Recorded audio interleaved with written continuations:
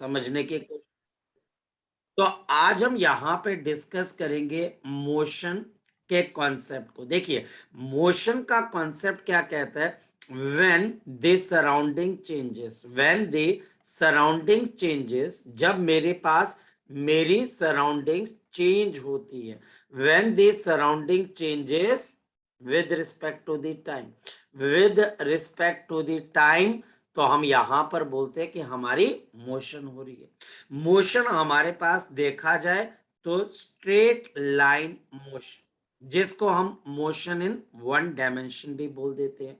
तो motion in a straight line, जिसको हम दे मोशन इन वन डायमेंशन भी बोल देते हैं। यहां पर जो बॉडी आपके पास रहती है वो या तो लीनियरली एक्स एक्सिस पे चलती है, लीनियरली यानी कि सिर्फ एक्स का कोऑर्डिनेट चेंज हो रहा है, या फिर बॉडी का हमारे पास कौन सा कोऑर्डिनेट चेंज हो रहा है, तो आप बोलोगे बॉडी का वाई कोऑर्डिनेट हमारे पास यहां पर चेंज हो रहा है, या फिर बॉडी का हमारे पास कौन सा कोऑर्डिनेट चेंज हो रहा है, तो हम बोलते हैं कि बॉडी का हमारे पास यहां पर जेड कोऑर्डिनेट चेंज हो रहा है। तो या तो जेड एक्सिस के कोऑर्डिनेट चेंज होंगे, या फिर मेरे पास एक्स एक्सिस के कोऑर्डिनेट आपके पास यहां पर चेंज होंगे, और या फिर मेरे पास यहां पर वाई एक्सिस के कोऑर्डिनेट है जो चेंज होंगे। इन तीनों में से कोई एक कोऑर्डिनेट है जो चेंज होगा, तो motion in a straight line हो जाएगा। इस motion in a straight line के अलावा मेरे पास यहां पर मोशन इन टू डायमेंशन, हमारे पास मोशन इन टू डायमेंशन, जिसको हम मोशन अंडर कर्व बोलते हैं, ये भी हमारे पास होती है। इसमें बॉडी हमारे पास एक साथ दो एक्सिस पे ट्रेवल करती है, एक साथ दो एक्सिस पे ट्रेवल करती है। कैसे? सपोज कि ये मेरे पास वाई एक्सिस है और ये मेरे पास एक्स एक्सिस है। देखिए, हमारे पास यहां से बॉडी ऊपर की तरफ को गई वाई पे और फिर नीचे गिर गई। यहां पर बॉडी ने लगातार आपके पास क्या किया? हमारे पास वाई को भी कवर किया और साथ ही साथ किसको कवर कर गए? आपके पास एक्स को भी कवर कर गए। तो इसने हमारे पास Y X, Y X, Y X, Y X, Y X, Y X, Y X, Y और एक्स को कवर किया। यहां पर किसी भी मूवमेंट के ऊपर, एक्सेप्ट जब आप इसको लॉन्च कर रहे हो और जब ये जमीन पे गिर रही है, हर जगह पे हमारे पास दो कोऑर्डिनेट्स है। किस किस के? एक एक्स का, एक वाई का, एक एक्स का, हमारे पास एक वाई का। तो हमारे पास यहां पर दो इंपॉर्टेंट कोऑर्डिनेट्स है। हमारे पास इसके एक और एग्जाम्पल है। इसके एक और एग्जाम्पल हमारे पास, ये कौन सी मोशन है? ये हमारे पास +1 की सर्कुलर मोशन है। यहां पर भी जब एक ऑब्जेक्ट ट्रेवल करती है तो एक्स और साथ ही साथ वाई, जब भी आप देखते हो तो बॉडी के पास एक एक्स कोऑर्डिनेट है, एक वाई कोऑर्डिनेट है। ये मोशन इन हमारे पास क्या है? To dimension, +2। +2 के अंदर हम मोशन इन थ्री डायमेंशन को देखते हैं। तो मोशन इन थ्री डायमेंशन कैसे होती है ये समझाता हूं। सपोज कि आप यहां से ऐसे करके ऊपर की तरफ को जा रही, ये देखिए, ये हमारे पास मोशन इन आपके पास क्या आ जाती है? Three dimension. इस मोशन इन थ्री डायमेंशन के अंदर क्या है? देखिए, समझने की कोशिश करना। मेरे पास यहां पर ऊपर की तरफ मान लो वाई एक्सिस है, ये मेरे पास जेड एक्सिस है और ये मेरे पास एक्स एक्सिस है। फोकस करना, ये एक्स है, ये जेड है, ये वाई है। बॉडी की मोशन में बॉडी एक्स वाई प्लेन पे गोल घूम रही है, वाई एक्सिस पे ऊपर जा रही है। बॉडी हमारे पास एक्स जेड प्लेन पे गोल घूम रही है और वाई पे ऊपर जा रही है। हम इस मोशन को क्या बोलते हैं? Motion in three dimension. तो आपके +2 के अंदर मोशन इन थ्री डायमेंशन आपको समझ में आना चाहिए। यहां पर बॉडी के पास तीनों कोऑर्डिनेट है, सोच के देखो। यहां पर बॉडी का एक नेगेटिव का एक्स का कंपोनेंट है, जेड भी है बच्चे, यहां पर एक्स और जेड है, और नीचे से ऊपर वाई एक्सिस पे भी है। तो यहां पर इसके तीनों कोऑर्डिनेट्स है। हर जगह पे आप देखोगे तो बॉडी के हमारे पास तीनों कोऑर्डिनेट्स होंगे, एक्स के भी, वाई के भी, और हमारे पास यहाँ पर z के भी। तो पहला काम मोशन को अंडरस्टैंड करना। दूसरा काम, हमारे पास अगर किसी भी बॉडी के पास मोशन आती है तो सबसे पहली चीज हमारे पास क्या आती है? सबसे पहली चीज बॉडी के पास स्पीड होनी चाहिए, बॉडी के पास वेलोसिटी होनी चाहिए, बॉडी के पास मोमेंटम होना चाहिए, और बॉडी के पास लास्ट क्या होनी चाहिए? Kinetic energy. और लास्ट बॉडी के पास काइनेटिक एनर्जी कब? जब बॉडी मोशन कर रही है। जब बॉडी मोशन करेगी स्पीड होनी चाहिए, या वेलोसिटी, या मोमेंटम, और या फिर काइनेटिक एनर्जी।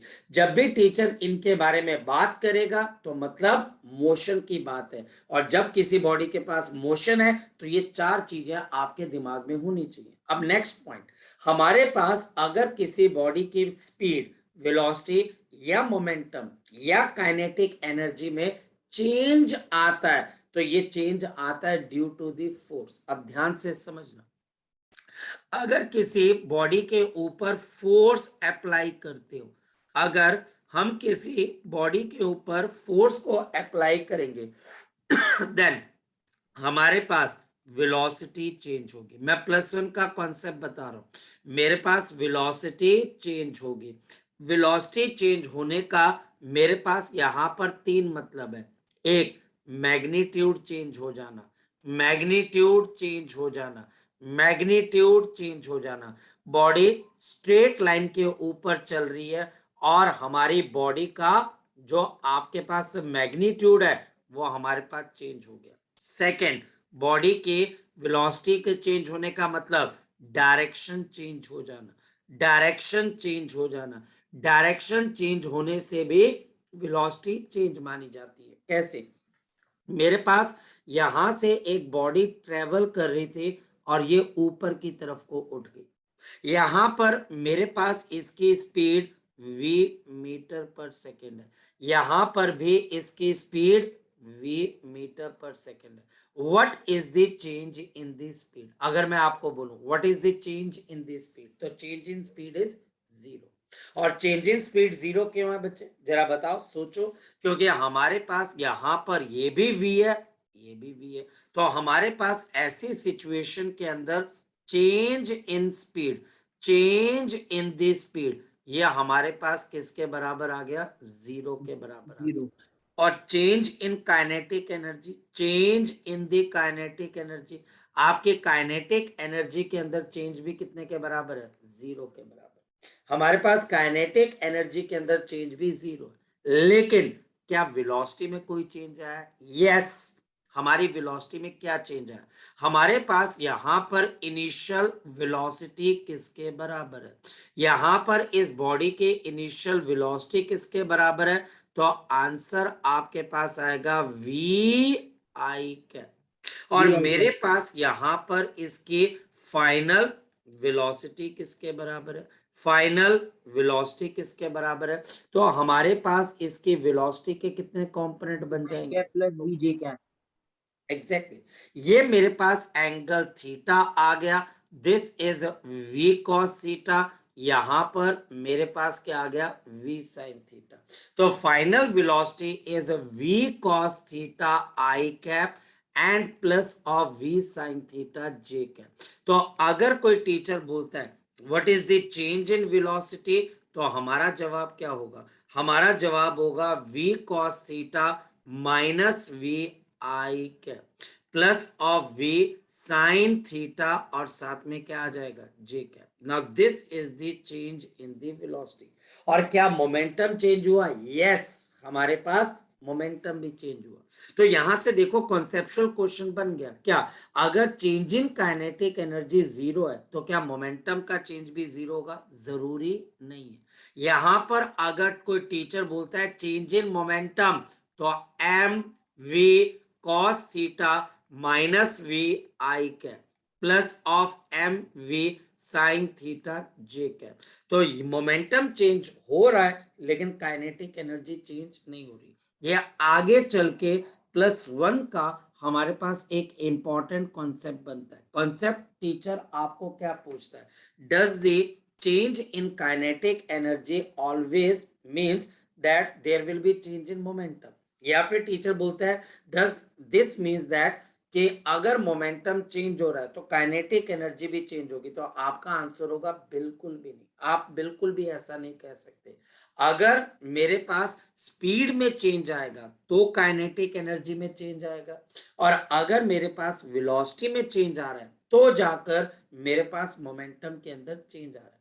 यहां पर सिर्फ डायरेक्शन चेंज हो रही है, there is no change in magnitude, लेकिन तब भी वेलोसिटी चेंज हो रही है। No change in the magnitude, लेकिन तब भी हमारे पास हमारी वेलोसिटी चेंज हो रही है।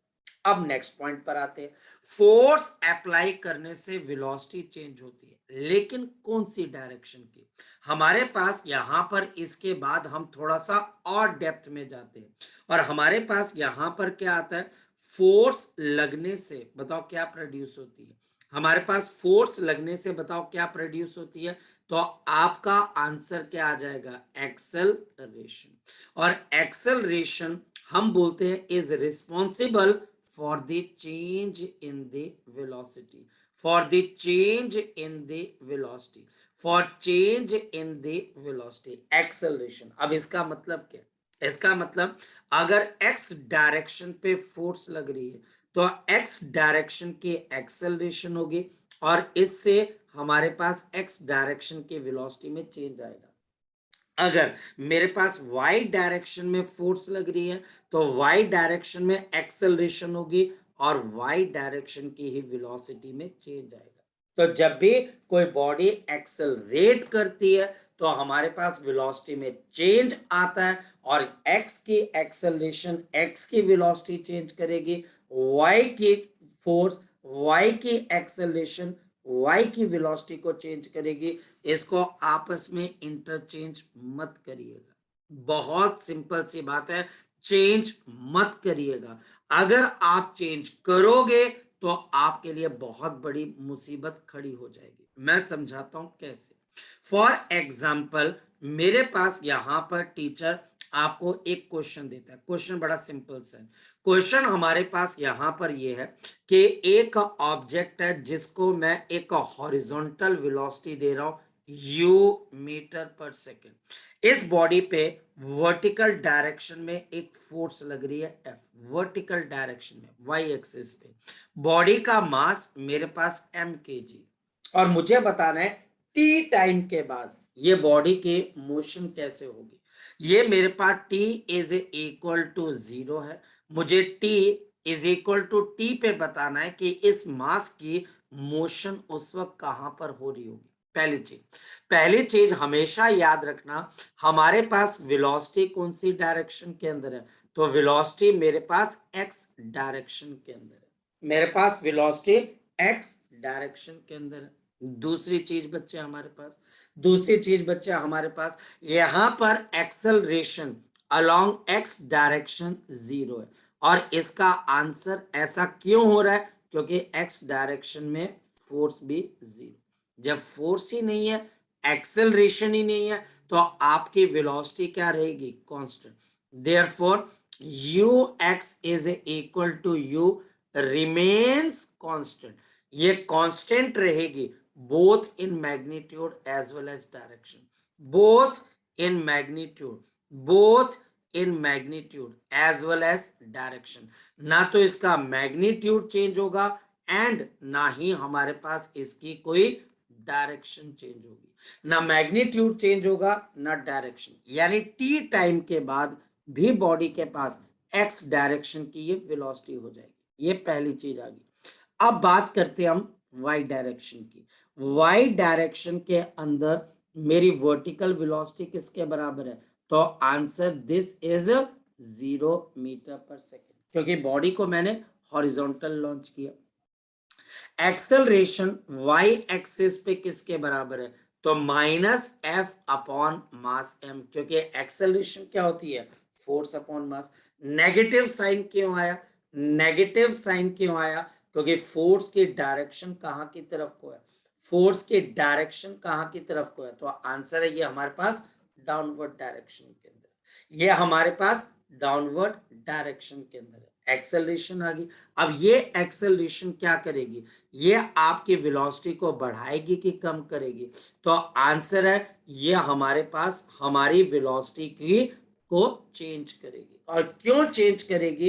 एक्सेलरेशन हमारी वेलोसिटी चेंज करती है। तो y की वेलोसिटी y डायरेक्शन में वेलोसिटी को चेंज करेगी। थोड़ी देर के बाद ये बॉडी आपके पास थोड़ा सा नीचे और आपके पास नीचे और आपके पास नीचे आती जाएगी। बॉडी धीरे धीरे नीचे क्यों आती जाएगी? एक्स डायरेक्शन की वेलोसिटी कांस्टेंट है और वाई डायरेक्शन के अंदर वेलोसिटी इंक्रीज होती जा रही है। तो बॉडी अब दो तरफा चलेगी, नीचे भी गिरेगी, आगे भी चलेगी, नीचे भी गिरेगी, आगे भी चलेगी हमारे पास। और इस केस में बॉडी का मोशन कर्व हो जाएगा। इस मोशन को आप +1 के अंदर कौन सी मोशन बोलते हो? +1 में आप कौन सी मोशन बोलते हो? This projectile motion. Projectile motion. यहां पर बॉडी लगातार एक्स पे भी ट्रेवल कर रही है due to the horizontal velocity, और वाई पे भी ट्रेवल कर रही है due to the vertical velocity. और हाँ, ये चीज क्या +2 में भी काम आएगी? पहले चैप्टर के अंदर टीचर इस पे क्वेश्चन बनाकर पूछ देगा, पहले चैप्टर के अंदर। तो बच्चा बोलता है ये क्या पूछ लिया, ये तो हम पढ़ के नहीं आए। क्यों? क्योंकि उस वक्त वो मोशन के रिलेटेड चीजों को भूल चुका होता है। जिस डायरेक्शन की फोर्स है उस डायरेक्शन की एक्सेलरेशन है, और उसी डायरेक्शन के अंदर अब बॉडी की वेलोसिटी चेंज होगी। जिस डायरेक्शन में कोई फोर्स नहीं है उस डायरेक्शन में वेलोसिटी कांस्टेंट रहेगी, और बॉडी इसकी वजह से कैसे मूव कर रही है बच्चे? Straight line. और फोर्स की वजह से ये कहां पर चल रही है? डाउनवर्ड चल रही है, डाउनवर्ड चल रही है। और इस वजह से दोनों मोशन इकट्ठे होकर आपके पास क्या बन जाता है? एक प्रोजेक्टाइल टाइप ऑफ मोशन बन जाता है। इसमें अगर किसी बच्चे का कोई डाउट है तो वो बच्चा मुझसे यहाँ पर पूछ सकता है। इसमें किसी किस्म का कोई डाउट, कैसा भी डाउट, छोटा मोटा कैसा भी डाउट हो, वो बच्चा मुझे यहाँ पर इससे रिलेटेड क्वेश्चन पूछ सकता है। कोई डाउट किसी बच्चे का? है कोई डाउट बच्चे? शाबाश। देखो, शर्माना नहीं होता ना, आपके पास शर्माने का मतलब बच्चा हमारे पास ये हो जाता है कि यार आपको लग रहा है कि चलो कोई बात नहीं, धीरे धीरे करके समझ में आ ही जाएगा। लेकिन ऐसा नहीं करना बच्चे, आप साथ साथ समझते रहो, साथ साथ डाउट लेते रहो, ये डाउट भी आपका क्या हो जाएगा? कंप्लीट हो जाएगा। जी, है कोई डाउट बच्चे? शाबाश बोलो किसी बच्चे का। No sir. चलो, अब हमारे पास यहां पर मोशन हमारे लिए बहुत इंपॉर्टेंट है। आप देखते ही ये जान जाओगे, अच्छा इलेक्ट्रोस्टैटिक्स के अंदर सिर्फ एक नई फोर्स आई है और उस फोर्स की वजह से मुझे क्या बताना है? आपको मोशन पढ़ के बताना। मैं आपको समझाता हूं कैसे। अब ये क्वेश्चन +1 का है, लेकिन फ्रेम करूंगा +2 के बेसिस पे। ये कॉन्सेप्ट +1 का है, लेकिन फ्रेम करेंगे +2 के ऊपर। और क्वेश्चन क्या है? यहां से मेरे पास एक बॉडी है जो कि मोशन करते करते आपके पास ऊपर की तरफ को ऐसे निकल गई। ये बॉडी यहां पर निकल गई। हमारे पास यहां पर गिवन क्या है? ध्यान से समझना। इसकी इनिशियल वेलोसिटी u मीटर/सेकंड है। ये मैग्नेटिज्म तक आपको काम आएगा। बॉडी का मास m kg है और बॉडी के ऊपर अब अपवर्ड डायरेक्शन में फोर्स लग रही है, अपवर्ड डायरेक्शन में फोर्स लग रही है। हमारे पास इस बॉडी ने यहां पर बाहर निकलते निकलते कितना डिस्टेंस कवर किया? आपके पास s डिस्टेंस कवर किया, ये s डिस्टेंस कवर किया। ध्यान से देखना, क्वेश्चन हमारे पास है क्या? पहली चीज, हमारे पास जब ये बॉडी को आपने लॉन्च किया हॉरिजॉन्टल डायरेक्शन में, हमारे पास बॉडी पे जो वेलोसिटी लग रही है वो एक्स डायरेक्शन में, और फोर्स कौन सी डायरेक्शन के अंदर है? वाई डायरेक्शन के अंदर। हमारे पास ये टारगेट वॉल है, एक ऐसी वॉल जिसके ऊपर इसको टारगेट किया गया, इसके ऊपर हमने इसको टारगेट किया, और ये यहां पर जाकर आपके पास क्या कर रही है? स्ट्राइक कर रही है। अब हमारे पास क्या है? बहुत सारे क्वेश्चन है। सबसे पहली चीज टीचर यहां पर अब आपको क्या पूछेगा? What is the angle of deflection? What is the angle of the deflection. Angle of deflection बोले तो यहां पर बॉडी का पाथ ओरिजिनल बिल्कुल स्ट्रेट था, बिल्कुल स्ट्रेट था। ये हमारे पास बॉडी का ओरिजिनल पाथ था जब फोर्स नहीं लगती ओरिजिनल। लेकिन बॉडी का मॉडिफाइड पाथ आपके पास कहाँ की तरफ को बन जाता है? यह हमारे पास इसका क्या बन गया? मॉडिफाइड पाथ बन गया। यह हमारे पास इसका मॉडिफाइड पाथ बन गया। Now this is the modified path. ये हमारे पास यहां पर मॉडिफाइड पाथ। तो हमारे पास ये ओरिजिनल पाथ से एक एंगल थीटा से क्या हो गया? डिफ्लेक्ट हो गया। और टीचर आपको +2 के अंदर, ये +1 की सिचुएशन है, लेकिन +2 में टीचर बोलेगा what is this angle of deflection. अब देखो इसको निकालना कैसे। यहां पर वेलोसिटी u है, यहां पर फोर्स मेरे पास कितने के बराबर है? Fy। जब बॉडी बाहर पहुंचेगी तो डेफिनेटली ये बच्चा हमारे पास की इसकी वेलोसिटी कुछ इस तरीके से हो चुकी होगी। इसकी हॉरिजॉन्टल वेलोसिटी आपके पास अभी भी क्या रहेगी? u ही रहेगी। क्यों u रहेगी? क्योंकि हॉरिजॉन्टल डायरेक्शन के अंदर कोई फोर्स नहीं लग रही, और वाई डायरेक्शन के अंदर वेलोसिटी आपके पास क्या हो चुकी है? ये हमारे पास v आ चुकी है। नाउ ये एंगल थीटा, तो मेरे पास ये एंगल भी थीटा। क्यों एंगल थीटा है? पैरेलल लाइन की प्रॉपर्टी है। पैरेलल लाइन की प्रॉपर्टी से ये दोनों एंगल हमारे पास ट्रांसवर्स लाइन के ऊपर लाई कर रहे हैं, तो ये एंगल थीटा, तो ये भी थीटा। अब मैं यहां से अगर एक छोटी सी ट्राइंगल ड्रॉ करूं, आपको नजर आ रही होगी। अगर मैं यहां पर इस तरीके से एक छोटी सी ट्राइंगल को ड्रॉ करूं, नजर आ रही है ये वाली ट्राइंगल? Yes sir. है ना? इस ट्राइंगल से मुझे बताओ एंगल थीटा किसके बराबर है? जरा बता सकता है कोई बच्चा? तो मैं यहां पर क्या लिख सकता हूं? ये मेरे पास अगर v है तो ये भी मेरे पास v हो जाएगा। तो एंगल ऑफ डिफ्लेक्शन आपके पास टेंजेंट ऑफ थीटा किसके बराबर आ जाएगा? जरा बता दो। v/u। ये हमारे पास क्या आ गई? सबसे इंपॉर्टेंट चीज आ गई। ये +2 में अगर तुम्हें याद रहेगी बच्चे, याद रहेगी, तो मैं कहता हूं कमाल हो जाएगा। आप बाकी बच्चों के मुकाबले जल्दी क्वेश्चन का आंसर निकाल कर बताओगे। आपको वहां पर देखना, अच्छा ये चार्ज पार्टिकल ऐसे गया तो मुझे एंगल ऑफ डिफ्लेक्शन निकालना है, तो ये टेंजेंट थीटा v/u के बराबर। यहां पर किसी बच्चे ने इस पॉइंट को दोबारा समझना है। ही और शी कैन आस्क मी, कोई मुश्किल चीज नहीं है, सिर्फ आपको मुझे बताना है कि ये चीज मुझे दोबारा सर समझनी। जी बोलो बोलो, वेरी सर गुड। वो बी सर क्योंकि हमें सर वेलोसिटी दी है यू, लेकिन हमने वहां पर बी क्यों लिया? क्योंकि फोर्स लगी वाई डायरेक्शन में, क्योंकि वाई हमारे पास यहाँ पर फोर्स लगी कौन से डायरेक्शन के अंदर इन बच्चे? Y direction, y direction. और इस फोर्स की वजह से अपवर्ड डायरेक्शन में क्या लगी? एक्सेलरेशन। श्योर है? इस एक्सेलरेशन। एक्सेलरेशन की वजह से जो आपकी initial vertical velocity 0 metre per second थी, वो धीरे धीरे इंक्रीज होकर आपके पास क्या बन जाएगी? v बन जाएगी, तब करके। ठीक है? क्योंकि सेम लॉजिक से आप ये बोल सकते हो कि x की वेलोसिटी क्यों नहीं चेंज हुई सर?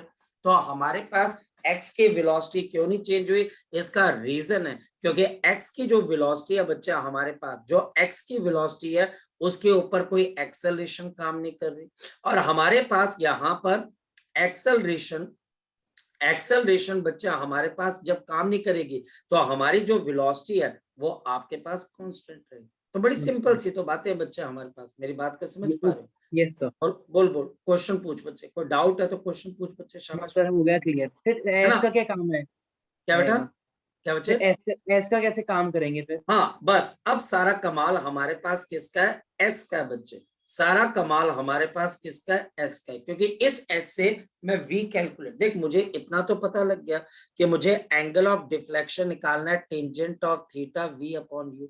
इसमें से ये थीटा मुझे निकालना है, u मुझे पता है, लेकिन क्या मुझे v पता है? तो आप बोलोगे सर मुझे v नहीं पता। अब एक बात देखो बच्चे, हमारे पास यहाँ पर देखो, हमारे पास यहाँ पर अगर आप देखो कि ये v है और ये मेरे पास uy है, तो हमारे पास इक्वेशन क्या लिखोगे जरा आप बताओ? तो आपकी इक्वेशन क्या आ जाएगी? vy is equal to uy plus of ay into t. बच्चा क्वेश्चन उठाएगा, सर आपने s को क्यों नहीं यूज किया? एस कौन सा डिस्टेंस है, हॉरिजॉन्टल की वर्टिकल, जरा बताओ। एस आपके पास कौन सा डिस्टेंस है, हॉरिजॉन्टल। तो हॉरिजॉन्टल डिस्टेंस को मैं वर्टिकल वेलोसिटी में यूज नहीं कर सकता, है ना? आई बात समझ में? Yes sir. आ रही है? Yes sir. अब ये जो Vy है ये मेरे पास किसके बराबर है, acceleration force upon mass into time आ गया। अब प्रॉब्लम एक और आ गई, प्रॉब्लम ये आई काके कि मेरे को टाइम नहीं पता। अब जरा टाइम देखते हैं बच्चे कि टाइम कैसे निकालें। तो मुझे एक चीज बताओ, इस मास ने इस एस डिस्टेंस को कवर किया होगा, कौन सी स्पीड के अंदर कवर किया होगा बच्चे? तो आप ये बोलोगे यहां पर इस मास ने आपके पास एक्स डिस्टेंस को कवर किया होगा with the x velocity multiplied by time t, दोनों के लिए टाइम टी सेम है। तो s is equal to u into T.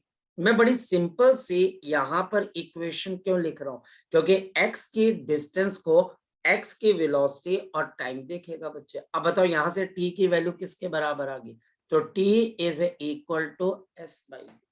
तो अब बताओ ऐसा करने से वी वाई आपके पास किसके बराबर आ गई, f by m multiplied by s by. अब मेरे पास ये क्वेश्चन बिल्कुल सॉल्व हो जाएगा कि एंगल ऑफ डिफ्लेक्शन किसके बराबर है। तो हमारे पास tangent of theta is equal to force, और बच्चे हमारे पास एस डिस्टेंस और नीचे मेरे पास एम यू का स्क्वायर। ये हमारे पास क्या आ गया, एंगल ऑफ डिफ्लेक्शन। राजे ये एक ऐसी चीज है जिसको फिजिक्स के अंदर आप कहीं पर भी यूज कर सकते हो। एफ कोई भी फोर्स है, एस कोई भी डिस्टेंस है, एम कोई भी मास है, और यू क्या बच्चे, कोई भी स्पीड। जब आप कंपटीशन में जाते हो तो वहां पे टीचर यही तो पूछेगा कि अब देखो मैं इस पे हजारों क्वेश्चन बना सकता हूँ, हजारों। जैसे मैं आपको ये बोलूंगा अगर मैं इस पर्टिकुलर मास की इनिशियल स्पीड को क्या कर दूं बच्चे, मैं यहाँ पे डबल कर दूं, तो टेंजेंट ऑफ थीटा पे क्या फर्क आएगा। तो वहां पर बताओ बच्चे हमारे पास ये आपके पास क्या आ जाएगा, ये हमारे पास यहाँ पर u का स्क्वायर है। तो u का स्क्वायर का मतलब है डबल, 2 का स्क्वायर करने से क्या हो जाएगा 4, तो tangent of theta is equal to क्या आ जाएगा 1/4। ऐसे क्वेश्चंस मैं आपको यहाँ पर बता रहा हूं। ये चीज हमारे पास हमें +1 से, मैंने +2 का कोई कॉन्सेप्ट यहाँ पर नहीं लगाया, लेकिन ये कॉन्सेप्ट +2 के अंदर जाकर लग जाएगा इलेक्ट्रोस्टैटिक्स के अंदर। ये कॉन्सेप्ट जाकर कहां पे लग जाएगा बच्चे, मैग्नेटिज्म के अंदर। अगर कोई बच्चा सिर्फ इतनी बात याद कर ले आज के बाद, Fs upon m u square, ये टेंजेंट ऑफ थीटा, मैं शर्तियां कह सकता हूं कि वो बच्चा कहीं मार नहीं खाएगा अगर उसको ये फॉर्मूला याद है, और वो एनसीईआरटी का एक परफेक्ट आपके पास क्या कर जाएगा बच्चे, हमारे पास ये हमारे पास क्या आ जाएगा, एक परफेक्ट एग्जाम्पल बन जाएगा। क्लियर होगी बात, लेकिन कहानी अभी खत्म नहीं हुई। कहानी ये बच्चे अभी हमारे पास कि आपको एंगल ऑफ डिफ्लेक्शन तो पता लग गया, लेकिन क्या आपको ये पता लगा कि बॉडी जो है उसकी आपके पास काइनेटिक एनर्जी कितनी है, एंटर करने वाली और लीव करने वाली। कई बार टीचर ये क्वेश्चन भी पूछ लेता है, कई बार टीचर आपको ये भी क्वेश्चन पूछ लेता है कि इसमें ये कितनी काइनेटिक एनर्जी से एंटर की और कितने से आपके पास क्या कर गई, लीव कर गई। क्या ये सेम है कि डिफरेंट है, तो डिफरेंट है। रीजन, जब ये एंटर की तो इसकी काइनेटिक एनर्जी यू मीटर पर सेकंड थी, और जब इसे लीव किया तो इसकी वेलोसिटी हमारे पास आपके पास यू पे भी डिपेंड करेगी, y कैप और vj कैप, बिल्कुल ये दोनों पे डिपेंड करेगी। और इस वजह से हमारे पास यहाँ पर आपकी जो वेलोसिटी है वो अब आपके पास लीविंग करने वाली वेलोसिटी के कितने कंपोनेंट्स है, तो आंसर है 2 कंपोनेंट है। बताओ कौन कौन से, यू आई कैप तो एज इट इज होगा, और बच्चे जो वर्टिकल वाला होगा वो क्या आ जाएगा एफ अपॉन एम, और टी की जगह बताओ क्या आ जाएगा एस अपॉन यू, और साथ में क्या आ जाएगा जी। तो ये क्वेश्चन हमारे पास इस तरीके से होते हैं। ये क्वेश्चन मैंने टिपिकल क्वेश्चन की कैटेगरी में लेके आया ताकि आपको +2 के इलेक्ट्रोस्टैटिक्स के क्वेश्चन के अंदर बिल्कुल गड़बड़ ना मिले। अगर किसी बच्चे का कोई डाउट है तो वो मुझसे पूछ सकता है, शाबाश। किसी भी बच्चे का कोई डाउट है तो वो बच्चा मुझसे पूछ सकता है, शाबाश, वेरी गुड, बहुत बढ़िया बच्चे। बोलिए सर ये बच्चे। वी लिविंग का एक्सप्रेशन कैसे आया? क्या? हाँ, फिर बोल बच्चे। वेलोसिटी लिविंग का। सर ठीक, हाँ जी, जो लास्ट में है ना वो कैसे बहुत है? बढ़िया, बहुत बढ़िया बच्चे। एक बात देख कि हमारे पास हमारी जो बॉडी है उसने सिस्टम को यहाँ पर लीव किया, हाँ या ना? ये लीव किया ना यस इसको। सर। ये यस आपको सर। रेड कलर से नजर आ रहा होगा। इस लीविंग वेलोसिटी के दो कंपोनेंट है, क्योंकि ये एक्स की वेलोसिटी से मास आगे बढ़ता रहा, हाँ या ना? ये यस वही सर। वेलोसिटी है जिससे आपने इसको लॉन्च किया, और इस वेलोसिटी से यह आगे की तरफ को बढ़ता रहा, बढ़ता रहा। रीजन, इसको रोकने वाली कोई फोर्स नहीं है और धकेलने वाली भी कोई फोर्स नहीं है, और ये ऊपर भी चढ़ना स्टार्ट हो गया। पर मैंने तो इसको ऊपर कोई वेलोसिटी नहीं दी थी, तो ये ऊपर क्यों आना शुरू हो गया लड़के, जरा बता मुझे। क्योंकि आप बोलोगे मैंने वाई डायरेक्शन में फोर्स लगाई, एक्सेलरेशन हुई, और ये वाई डायरेक्शन के अंदर एक्सेलरेट होना शुरू हो गया। तो हमारे पास एक वेलोसिटी ऊपर मिल गई, इन दोनों का रिजल्टेंट क्या हो गया कि इसको एक नेट वेलोसिटी यहां मिल गई। तो इस वेलोसिटी के कितने कंपोनेंट है जगजोत, बता बच्चे मुझे। तो आप बोलोगे सर दो है, यू आई कैप और दूसरा sir v y j cap. U तो एज इट इज ही रहेगा। अब वी वाई किसके बराबर है, हम निकाल चुके हैं f by m into t, और टी आपके पास किसके बराबर है, एस अपॉन यू। मैंने ये टी की वैल्यू यहां डाल दी, जो वी वाई निकला उसको मैंने यहां पर सब्स्टिट्यूट कर दिया, और मेरे पास क्या आ गया, वी आ गया। ठीक है लड़के, ठीक है बच्चे। Yes sir. ठीक है, बड़ा मजेदार क्वेश्चन। ठीक, बहुत इंटरेस्टिंग और बहुत मजेदार क्वेश्चन है जो मुझे यहाँ पर पता होना चाहिए। तो मोशन से रिलेटेड ये चीजें, ये चीज यहां तक, इससे ज्यादा बच्चा आपको फोकस करने की जरूरत नहीं है, मैं आपको बोल रहा हूँ।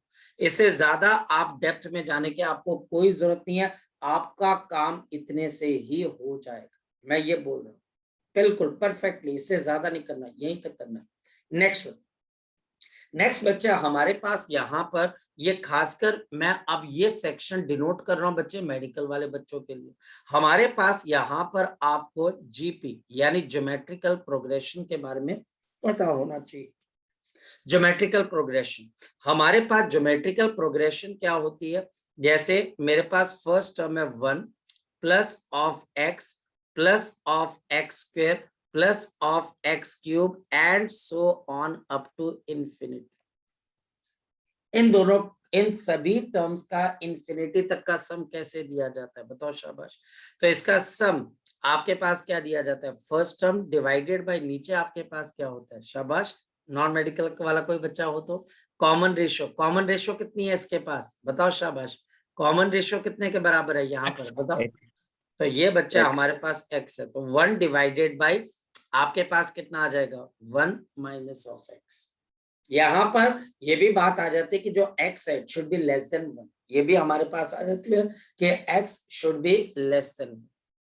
करवाऊंगा मैं +1 का क्वेश्चन, लेकिन +2 में इसकी एप्लीकेशन आएगी, ध्यान से समझिए। मेरे पास ओरिजिन के अंदर एक मास है m0 kg, फिर मेरे पास x is equal to 1 metre पे एक मास है m kg, x is equal to 2 पे एक मास है m kg, x is equal to 4 पे एक मास है m kg, x is equal to 8 पे मास है m kg, और ऐसे मेरे पास इनफाइनाइट मासेस रखे। So we have infinite masses, मेरे पास यहाँ पर इनफाइनाइट मासेस हैं, और ये हमारे पास एक्स एक्सिस पे प्लेस किए गए, और हमको इन इनफाइनाइट मासेस की वजह से, हमको इन इनफाइनाइट मासेस की वजह से ओरिजिन, जो ओरिजिन के ऊपर हमारे पास मास रखा हुआ है उसके ऊपर नेट ग्रेविटेशनल फोर्स निकाल, उसके ऊपर बच्चे हमको नेट ग्रेविटेशनल फोर्स निकालनी। Find net gravitational force, find net gravitational force on m0, find the net gravitational force on m0, force on m0, on आपके पास m0 +2 के अंदर यही जो मास है ये हमारे पास क्या बन जाएगा, चार्ज बन जाएगा, और यही बच्चे जो ग्रेविटेशनल फोर्स है वो मेरे पास क्या बन जाएगी, इलेक्ट्रोस्टैटिक फोर्स बन जाएगी, लेकिन काम करने का तरीका वही है। सॉल्यूशन, सबसे पहले ग्रेविटेशनल फोर्स क्या होती है? अट्रैक्टिव और रिपल्सिव। तो आंसर है अट्रैक्टिव। ऑल masses, हमारे पास जितने भी masses है, will attract m naught towards right hand side। ये सभी masses m naught को right hand side पे पुल करेंगे। m, दूसरा m, तीसरा m, चौथा m, पांचवा m एंड सो ऑन। तो जो नेट फोर्स होगी वो हमारे पास किसकी वजह से आएगी? पहली फोर्स m और m नॉट के बीच में, g m naught into m, distance कितना है? 1 का स्क्वायर। फिर बच्चा हमारे पास यहां पर नेक्स्ट पॉइंट क्या आ जाएगा? अब ये m नॉट इस m के साथ क्या करेगा बच्चे? इंटरेक्ट करेगा। तो plus of g m naught into m divided by 2 का स्क्वायर। ये हमारे पास यहाँ पर 2 का स्क्वायर आ जाएगा। और फिर हमारे पास यहाँ पर इन दोनों की डायरेक्शन सेम है, तो ये दोनों डायरेक्ट आपके पास ऐड हो जाएंगे बच्चे हमारे पास। फिर तीसरी टर्म मेरे पास, ये m नॉट को ये वाला m भी अपनी डायरेक्शन में क्या करेगा? खींचने की कोशिश करेगा। तो मेरे पास यहाँ पर क्या आ जाएगा? Plus of g m naught into m divided by क्या आ जाएगा? 4 का स्क्वायर। और ऐसे मेरे पास कितनी टर्म्स है? तो ऐसे मेरे पास यहाँ पर इनफाइनाइट टर्म्स है। तो ऐसे मेरे पास यहाँ पर इनफाइनाइट टर्म्स है। तो अगर मेरे पास ऐसी इनफाइनाइट टर्म्स है तो ऐड करके फाइनल रिजल्ट को देते हैं बच्चे। देखते हैं हमारा फाइनल रिजल्ट क्या आ जाता है। तो मेरे पास यहाँ पर g m naught into m, ये बच्चे आपके पास आ जाएगा। इसके बाद मेरे पास यहाँ पर क्या चीज आ जाएगी?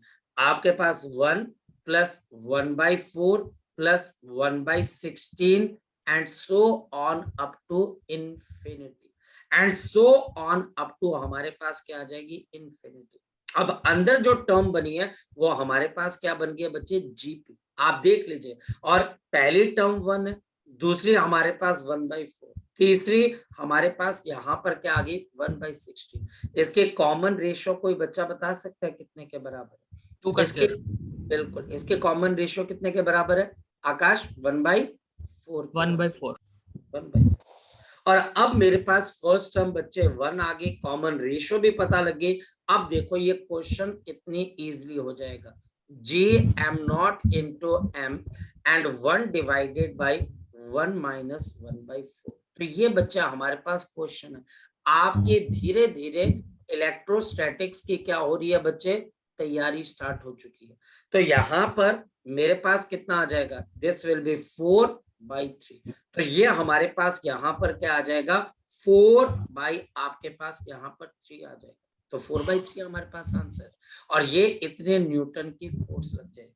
सेम क्वेश्चन, सेम डाटा का क्वेश्चन +2 में भी है। आपके पास यहाँ पर ग्रेविटेशन की जगह इलेक्ट्रोस्टैटिक, और फिर मैं आपको कह रहा हूँ बच्चे, क्या हमारे पास यहाँ पर मास की जगह क्या रह जाए। इस वजह से अगर आपको कोई डाउट है तो अभी आप कंप्लीट कर लीजिए। शाबाश। कोई डाउट है तो आप बच्चे इसको आप कंप्लीट कर लीजिए। बोलो शाबाश। सर ऊपर आपने लिखा था s is equal to 1/1 minus x, s is equal to 1/1 minus x, वो क्या था? बेटा वो फॉर्मूला होता है। हमारे पास जीपी का मतलब होता है ज्योमेट्रिकल प्रोग्रेशन। जीपी का मतलब होता है ज्योमेट्रिकल प्रोग्रेशन। और +2 की फिजिक्स और +1 की फिजिक्स में हम इसका एक स्पेशल केस करते हैं। ये हम क्या बोलते हैं? ये एक ऐसी सीरीज होती है जो इन्फिनिटी तक जाती है। ये हमारे पास एक ऐसी आपके पास यहाँ पर सीरीज होती है, ये हमारे पास इन्फिनिटी तक जाती है बच्चे हमारे पास। इसमें जैसे पहली टर्म है, इसमें ना एक रेशो होती है बच्चे, वो दिख जाती है। जैसे पहली टर्म a है तो दूसरी बच्चे हमारे पास a² है, तीसरी मेरे पास यहाँ पर a³ है, फिर a4 है। समझ में आ रहा है? और ये टर्म कहाँ तक जा रही है काके? इन्फिनिटी तक। कुछ भी हो सकता है। a प्लस ऑफ आपके पास a/b plus of a divided by b² plus of a divided by b³। मेरी बात समझ रहा है? हमारे पास एक ऐसी सीरीज है जिसके अंदर बच्चा हमारे पास यहाँ पर आप देखें तो पहली टर्म और सब्सिक्वेंट टर्म के बीच में हमारे पास ये क्या आ गया बच्चे? हमारे पास एक कॉमन रेशियो आ गई, वो मल्टीपल आपके पास हो जाती है और इस वजह से हमारे पास यहाँ पर आपके पास जीपी बन जाती है। तो इसका इंफिनिटी तक का सम क्या आता है, तो हमारे पास फॉर्मूला क्या है, first term divided by 1 minus common ratio, 1 minus common ratio. हालांकि इसमें मैं बहुत सिंपल और सिंप्लीफाइड करवा रहा हूं बच्चे, बहुत सिंप्लीफाइड, लेकिन इससे ज्यादा टफ भी आपको नहीं आता है, तो इतना ही आपने करना बच्चे। क्लियर होगी बात बच्चे, क्लियर है? Yes sir. चले, किसी और बच्चे का कोई डाउट हो तो बताइए, शाबाश। कोई और बच्चा जिसका कोई डाउट हो तो शाबाश। है किसी बच्चे का कोई डाउट? चले, सो हमारे पास, हाँ बोलो बोलो, शाबाश बोलो बच्चे, है किसी बच्चे का कोई डाउट? No sir. चलो, हमारे पास यहाँ पर ये भी बात हमको समझ में आती है कि भैया ग्रेविटेशन के कॉन्सेप्ट कितने मिलते हैं हमारे पास किसके साथ, इलेक्ट्रोस्टैटिक्स के साथ। इस वजह से हमको यहाँ पर ध्यान इस बात का रखना है कि हमारा ग्रेविटेशन का हर कॉन्सेप्ट यहाँ पर अप्लाई करना हमें आना चाहिए, चाहे वो जैसा मर्जी कॉन्सेप्ट। हमारे पास यहाँ पर अगर बोला जाए तो ग्रेविटेशन का हमारे पास एक और कॉन्सेप्ट है जिसको हम बोलते हैं ग्रेविटेशन पोटेंशियल। आपको पता होगा ये सेम इलेक्ट्रोस्टैटिक पोटेंशियल में भी आ जाता है।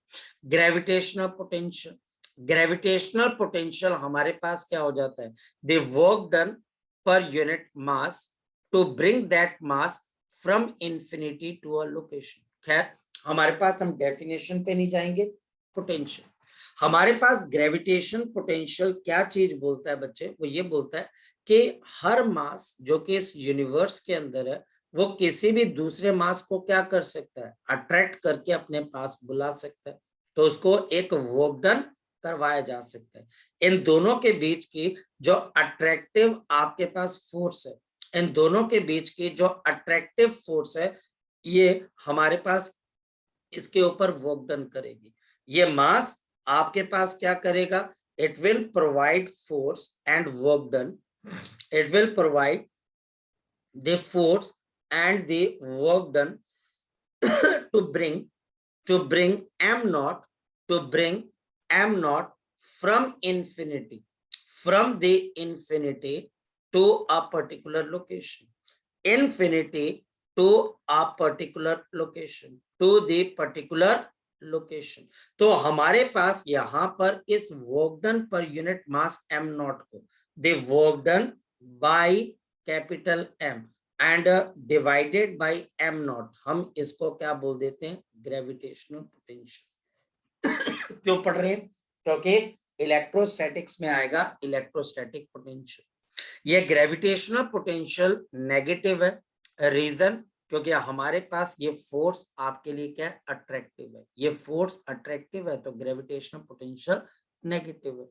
क्यों बता रहा हूं ये मैं आपको, क्योंकि आगे चल के आपको इलेक्ट्रोस्टैटिक्स के अंदर यही कॉन्सेप्ट आएगा, लेकिन वहां पर ग्रेविटेशन पोटेंशियल की जगह क्या आ जाएगा, इलेक्ट्रोस्टैटिक पोटेंशियल। तो ये हमारे पास आज के बच्चे कॉन्सेप्ट थे। आप ग्रेविटेशन वगैरह को कर लीजिए। कई बच्चों का कल पेपर है। जगजोत, ये आपका फाइनल पेपर है कि प्री बोर्ड टाइप ही है? सर फाइनल है, फाइनल है। चलो अभी आप इसकी तैयारी करो। हमारा ग्रेविटेशन ऑलमोस्ट मैंने पूरा जितना हो सकता था बच्चे कर लिया। नेक्स्ट टाइम हम देखते हैं कि कौन सा ऐसा टॉपिक उठाएं जो +2 में आपको दिक्कत ना दे। तब तक पढ़िए, और अगर कोई डाउट आता है तो वो जरूर मुझसे शेयर, देखो डाउट शेयर करना बहुत जरूरी है, और क्वेश्चन भी करते रहो, और कोई भी दिक्कत आए तो मुझसे जरूर डिस्कस करिएगा। चलिए बाय बाय, टेक केयर।